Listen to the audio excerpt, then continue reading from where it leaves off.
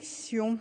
La parole est à Monsieur Alain Vidaliste, ministre délégué chargé des relations avec le Parlement. Oui, ça me surprend, Monsieur le ministre, mais ce que j'avais dans ma feuille, mais je pense qu'elle n'a pas été mise dans le bon sens. Je vais donc vous donner la parole. Monsieur Sauvadet, vous savez, moi je prends bêtement le dossier. Je crois qu'on va commencer dans l'ordre. Vous avez parfaitement raison. Vous avez parfaitement raison. On va remettre ça dans le bon ordre. Ça paraît plus cohérent. Ça arrive que les dossiers de temps en temps soient mis. Bien, merci beaucoup, Madame la Présidente, d'avoir redonné tout son sens au terme proposition de loi. Bien, Monsieur le Président, Madame la Présidente, pardon, Monsieur le Ministre, Monsieur le Président de la Commission des lois, mes chers collègues, la reconnaissance du vote blanc n'est pas une question nouvelle, loin s'en faut. Vous le savez tous, elle est régulièrement évoquée par plusieurs associations, par de nombreux citoyens qui souhaiteraient bénéficier d'une reconnaissance de leur expression civique. Chacun d'entre nous, d'ailleurs, dans sa circonscription, est régulièrement saisi de questions d'électeurs, s'étonnant que leur bulletin blanc ne soit pas distingué des votes nuls. Et vous conviendrez, mes chers collègues, qu'il est quand même troublant au XXIe siècle, à l'heure où l'on scrute de plus en plus finement l'état de l'opinion et les comportements électoraux, que nous ne puissions pas connaître l'ampleur exacte du phénomène du vote blanc, puisqu'il est assimilé à un vote nul. J'ai donc regretté que M. Lionel Jospin, qui a récemment remis un rapport sur la rénovation de la vie publique, fasse l'impasse sur cette question qui nous tient particulièrement à cœur, pas simplement, je pense, au groupe UDI, mais aussi dans l'ensemble des groupes politiques de cette Assemblée.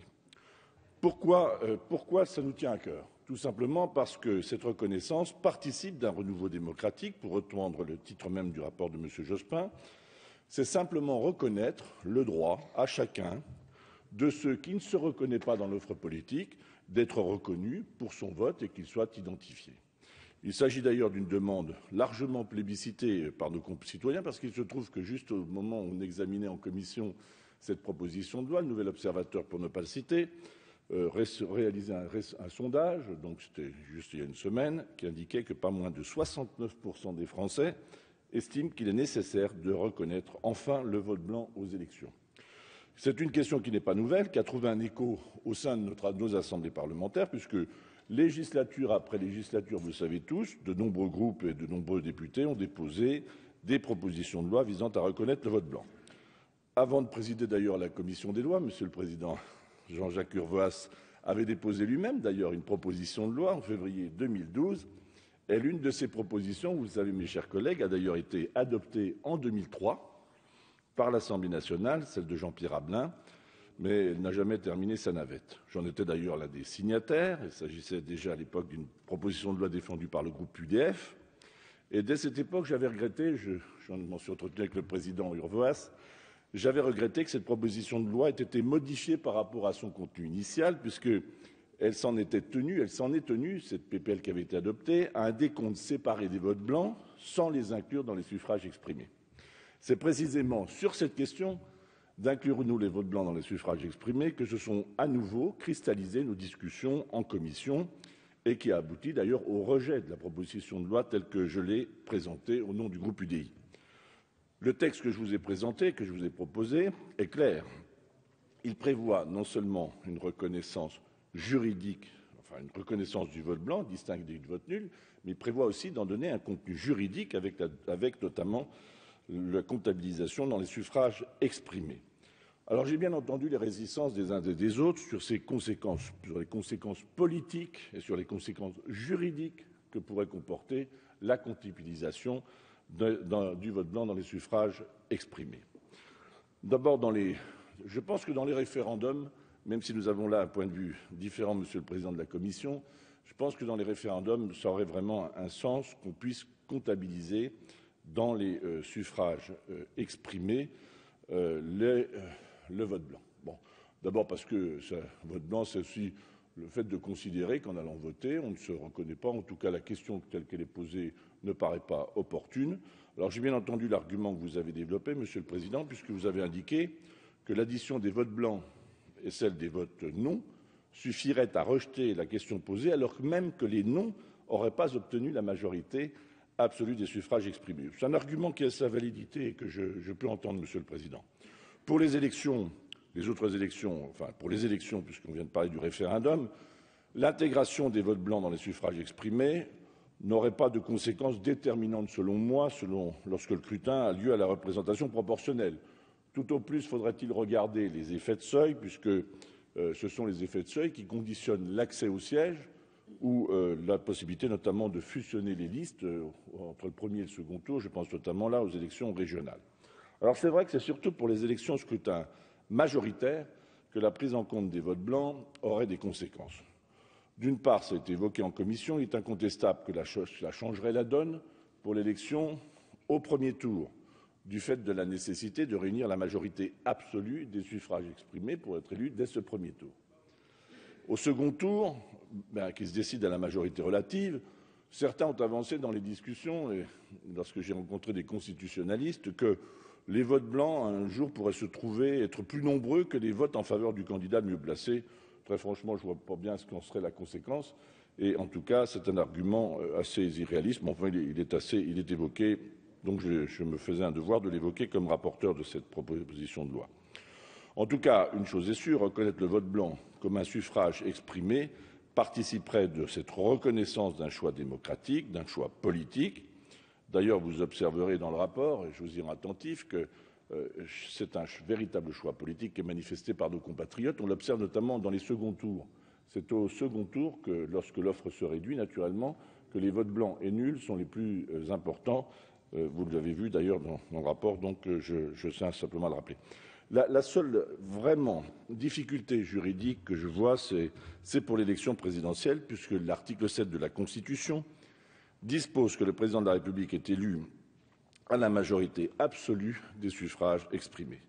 En intégrant les votes blancs au suffrage exprimé, il serait possible qu'un candidat arrivé en tête au second tour, pour le second tour, ne dispose pas de cette majorité absolue.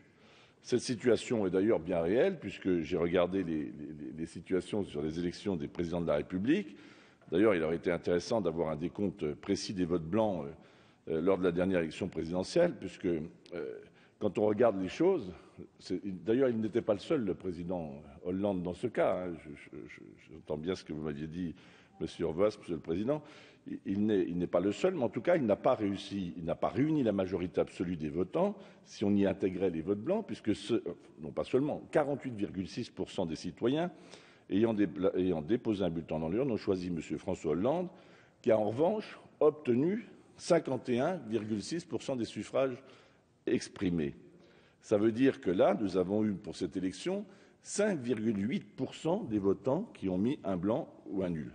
Et il faut remonter à l'élection de 1969, vous vous souvenez, entre le choix entre bonnet blanc et blanc bonnet, pour trouver un chiffre supérieur qui était de 6,4%. Mais en tout cas, en nombre d'électeurs, ce sont 2,1 millions de citoyens qui ont voté blanc ou nul au deuxième tour de l'élection présidentielle de 2012, qui constitue un record de toutes les votations.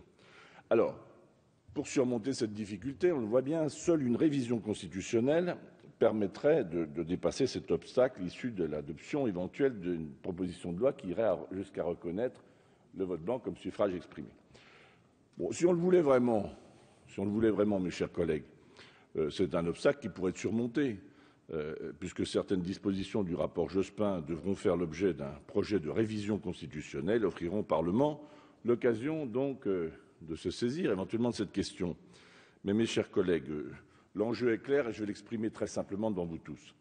J'ai bien compris de nos débats en commission que si le vote blanc est comptabilisé dans les suffrages exprimés, la proposition de loi ne serait pas adoptée par la majorité de cette Assemblée. J'ai bien compris aussi que si le vote blanc est comptabilisé distinctement des nuls et que c'est donc hors suffrage exprimé, un consensus pourrait alors se dégager. Eh bien, écoutez, mes chers collègues, après avoir discuté de cette question avec mes collègues de l'UDI, nous avons décidé d'avancer. Alors, j'entends bien les associations qui voudraient qu'on aille dans la voie du renoncement avancé sur la distinction entre blanc et nul au motif que ce serait enterrer le sujet. Écoutez, franchement, il faut savoir ce qu'on veut. Nous savons ce que nous voulons. Nous avons posé ce principe de la reconnaissance du vote blanc distingué et qu'on puisse annexer ce résultat dans le procès-verbal des élections afin que nul n'en ignore. C'est une avancée, en tout cas, et après avoir évoqué cette question, nous souhaitons avancer et donc qu'on puisse distinguer le vote blanc des nuls et qu'on annexe le résultat au procès-verbal. Cette situation, d'ailleurs, mettra un terme à ce que je crois être une anomalie juridique. Dans les bureaux de vote dotés d'une machine à voter, le président, à la fin des opérations de vote, rend visibles les compteurs totalisant les votes blancs, alors que ce n'est pas le cas, puisqu'ils sont confondus avec les nuls, donc dans les opérations de l'isoloir traditionnel. Donc, en conclusion et en plein accord avec mon groupe, j'ai donc déposé un amendement, mais je crois que le groupe socialiste a déposé le même, alors ce qui montre bien que nous avons la volonté d'avancer, et un amendement visant à ne comptabiliser, visant à distinguer les votes blancs des nuls, mais en tout cas à ne pas les comptabiliser dans les suffrages exprimés dans un premier temps. C'est d'ailleurs la position défendue par certains constitutionnalistes que j'ai longuement rencontrés dans le cadre de mes travaux, notamment celle de Guy Carcassonne.